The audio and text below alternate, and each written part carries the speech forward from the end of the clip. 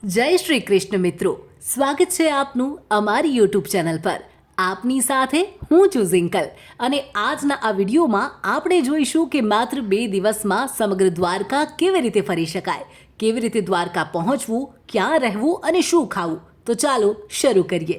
આમ તો આ અગાઉના વિડીયોમાં દ્વારકાના જુદા જુદા સ્થળો અમે આપને બતાવ્યા છે। જો તમે દરેક સ્થળનો ઇતિહાસ જાણવા માંગો છો તો આ બેલ આઇકન પર ક્લિક કરી અને આ વિડીયો જોઈ શકો છો।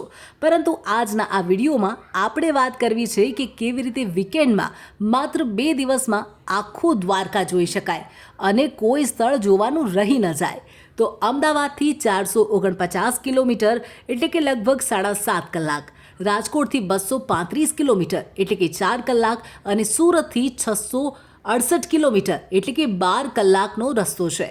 હવે તમે અહીંયા પ્રાઇવેટ વ્હીકલથી પણ આવી શકો છો અને ટ્રેન કે બસથી પણ આવી શકો છો।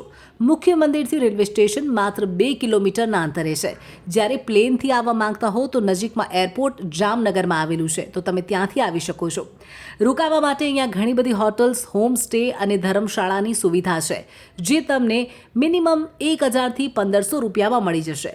પણ જો તમે તહેવાર કે પછી શનિ રવિના વીકેન્ડમાં અહીંયા આવી રહ્યા છો તો હું તમને સજેસ્ટ કરીશ કે તમે અગાઉથી જ બુકિંગ કરીને અહીંયા આવો। સ્ક્રીન પર મેં ઘણા બધા નંબર આપને આપી દીધા છે, તમે તેમાંથી કોઈ પણ હોટલમાં બુકિંગ કરી શકશો, જે મંદિરની પાસે જ આવેલી છે, જેથી તમને દર્શન કરવામાં કોઈ પણ સમસ્યા ન થાય। તો પ્રથમ દિવસે સૌથી પહેલાં આપણે જઈશું દ્વારકાધીશ મંદિરે દર્શન કરવા માટે। મંદિરમાં દર્શન કરતાં પહેલાં ગોમતી ઘાટમાં પગ પલાળવા જરૂરી છે। ગોમતી ઘાટ મંદિરની બહાર જ આવેલો છે, તો સૌથી પહેલાં ગોમતી ઘાટ જઈશું અને ત્યારબાદ દર્શન કરીશું। મંદિરમાં આરતીના સમયે પહોંચવું એ લહાવો ગણાય છે।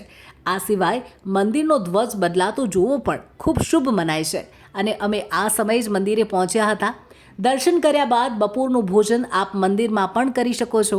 મંદિર ટ્રસ્ટ તરફથી સુંદર ભોજનની વ્યવસ્થા કરાઈ છે અને હવે ભોજન કર્યા બાદ આપણે જઈશું અહીંથી માત્ર 4 કિલોમીટરના અંતરે આવેલું રૂકમણી મંદિર, જ્યાં ભગવાન કૃષ્ણના પત્ની રૂકમણીજી વાસ કરતા હતા। હવે રૂકમણીજી પોતાના પતિથી કેમ દૂર એકલા રહેતા હતા, તો મેં આગળના વિડીયોમાં આ વિશે આપને જણાવ્યું છે અને આ જગ્યા સાથે જોડાયેલા શ્રાપની કથા પણ એ વિડીયોમાં આપને જણાવી છે।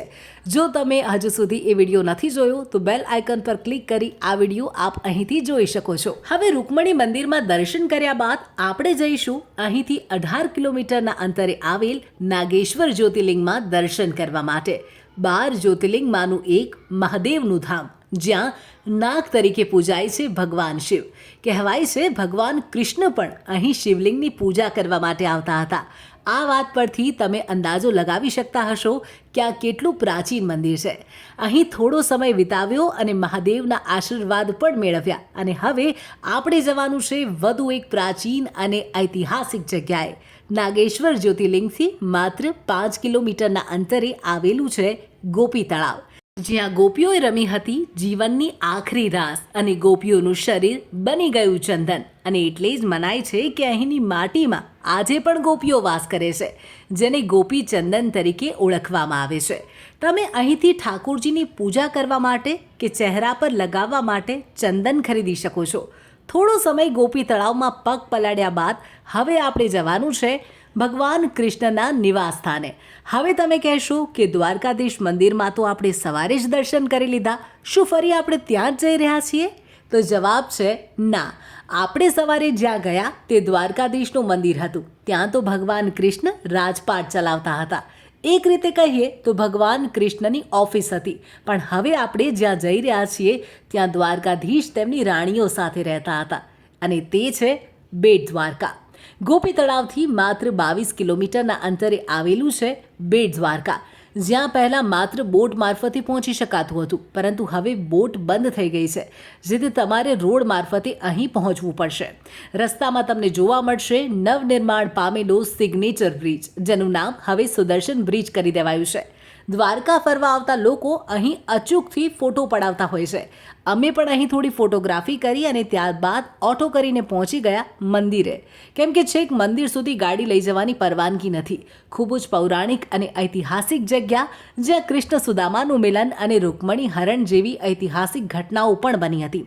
અને આ સાથે જ આપણો ડે 1 થાય છે અહીં પૂર્ણ. સરસ મજાનું કાઠિયાવાડી ભોજનની મોજ માણી અને અમે સૂઈ ગયા.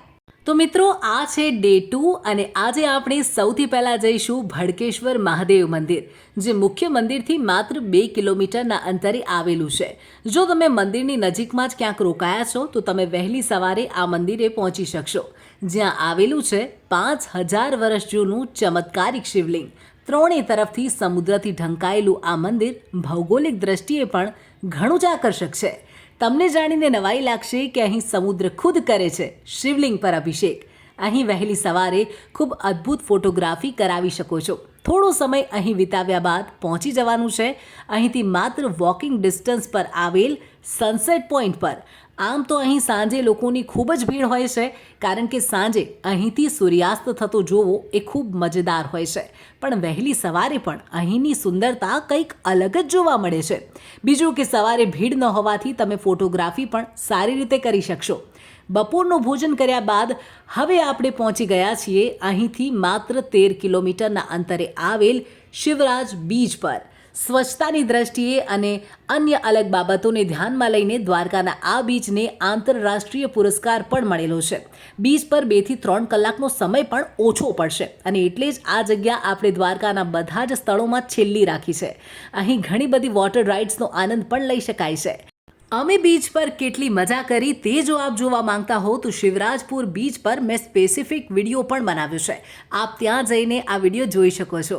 તો મિત્રો, જ્યારે પણ તમે દ્વારકા જવાનો પ્લાન બનાવો, જો આ રીતે ટ્રીપ બનાવશો તો તમારો સમય પણ બચશે અને કોઈ સ્થળ જોવાનું રહી પણ નહીં જાય. જો આપને મારો આ વિડીયો પસંદ આવ્યો હોય તો વિડીયોને લાઇક કરજો અને કમેન્ટમાં જય દ્વારકાધીશ લખવાનું ન ભૂલતા. અને હા, જો મિત્રો હજુ સુધી તમે મારી ચેનલને સબસ્ક્રાઇબ નથી કરી તો ઝડપથી સબસ્ક્રાઇબ કરી લેજો, જેથી તમને આગળ પણ આવા મજેદાર વિડીયો જોવા મળતા રહે. Thanks for watching.